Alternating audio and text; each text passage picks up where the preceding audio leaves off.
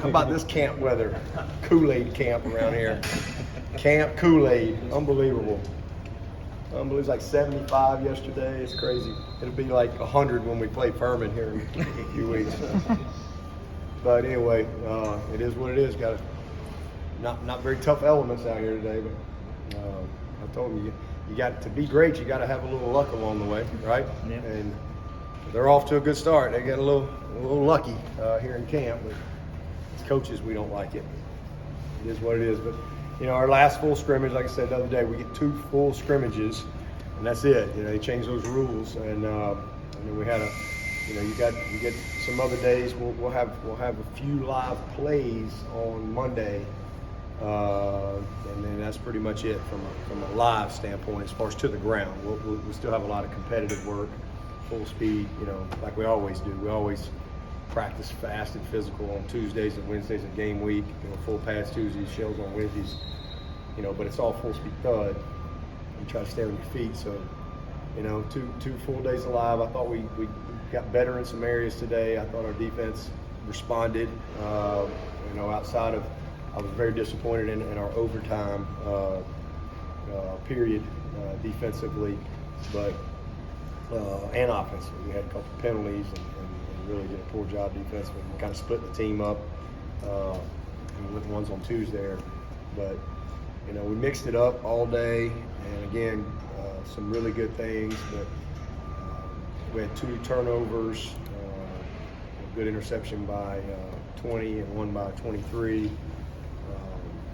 Worked on a lot of things in the passing game today. We were just kind of challenging the guys, our protection.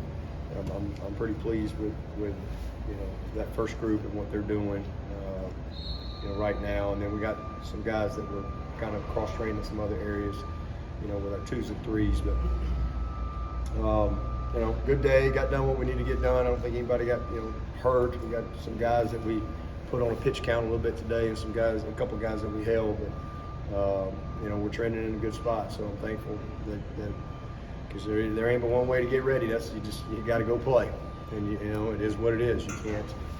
You just gotta practice tough to be tough, and so we're in a good spot. Really like where our team is health wise. We've got 2 guys that are out. Miles Oliver, who came in here hurt and was going to redshirt most likely, and then Troy, who was doing pretty good, but those are 2 guys out for the long term. XT's doing great. He'll be back, hopefully in a short amount of time. Other than that, everybody's really in a good spot, trending in a good spot, and so hopefully we can continue to get a little luck there. We're as healthy as we've been in a long time, so I'm pretty pleased with that. Tomorrow will be a good tempo practice. We're going to give them a couple days of just rest. We've been going, I think, 16 or 17 straight days. So that's one of the things that they extended the period. We got a couple days there. We let them recover. We'll come back in here on Sunday and crank it back up Sunday, Monday, Tuesday. 3 more days of camp, and then we'll break camp next Wednesday. School starts. So once that happens, then they get their life back, and we get back on a 20-hour rule. So right now we pretty much got them all day, every day.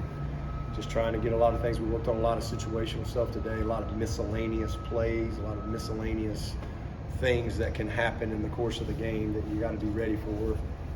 So we covered a lot of that, and so good day from an installation standpoint as far as just getting through our checklist of all the things that we got to prepare them for that could happen in the course of the game.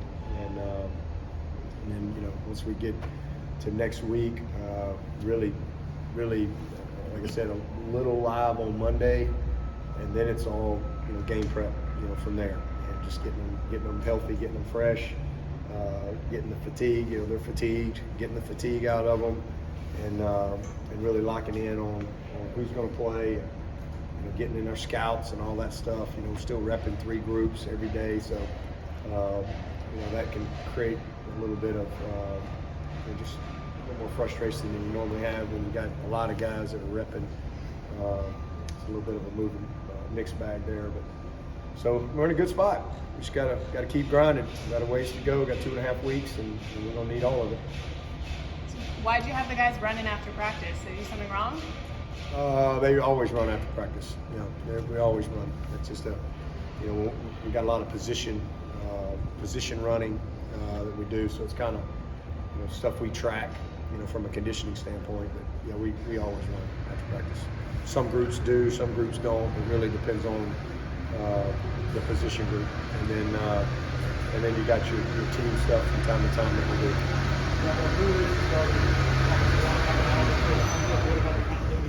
Yeah. I mean, we haven't named a starting line, but I'm starting to feel pretty good about where we are right now heading into next week. So we'll watch this tape, and then we're gonna meet this afternoon, and we'll get through all of it tonight and tomorrow with the team. And when they come back in here on Sunday, we're gonna start doing some really opponent prep. We put a couple days in on Furman.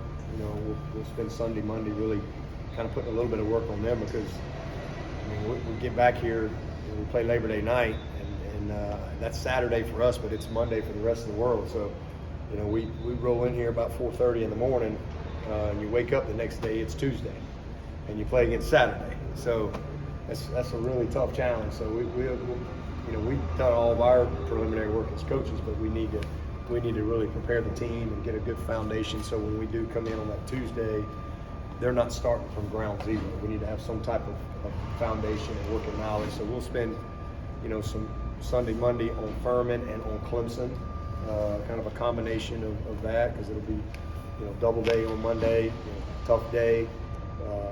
It'll be some live work, but also doing some separate and doing some game prep, and then Tuesday we'll go all Georgia Tech, and then Wednesday they get to school, and we go from there. So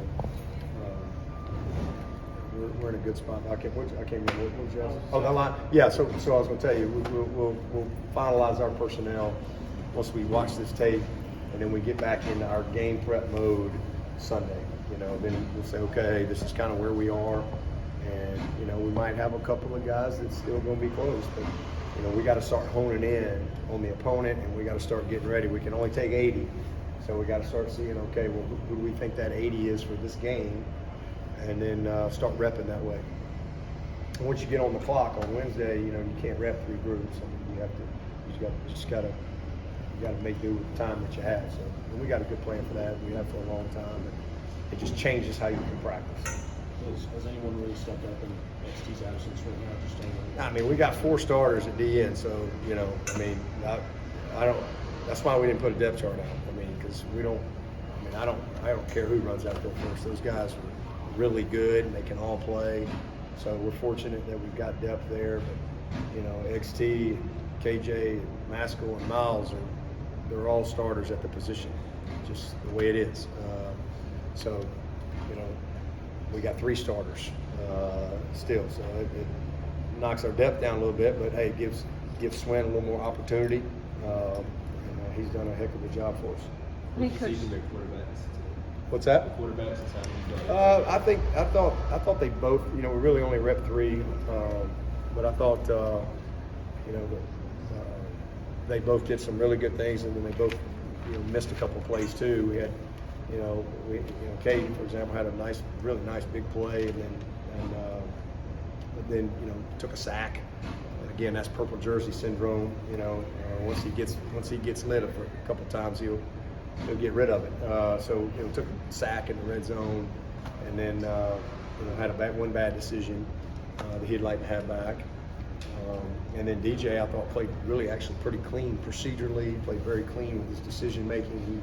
He had one play he'd like to have back, but procedurally and all that, he did a good job. Made a couple plays with his legs, and then Cade, he's a problem in the pocket because he's really, really fast, and it's just awesome, because he can really create, and it's good for Clemson, but it's also good for our defense, to see some speed like that, because he can really, really run. I thought he made a couple of nice plays with his legs today. So that's they did a good job. And then Hunter, man, Hunter has been awesome. I mean, he's just a very veteran guy. The game's slow. He had one miscommunication, bad play, which was a pick. Just him and the receiver not on the same page. But he has been really good all camp. And so, man, I'm as I've told y'all many times, we've never had a quarterback room like this. This is top to bottom the best room we've had of guys who can go play and win. So I'm really excited about the group, and good competition. They challenge each other, make each other better every day. And, they've got good ownership of what we're doing.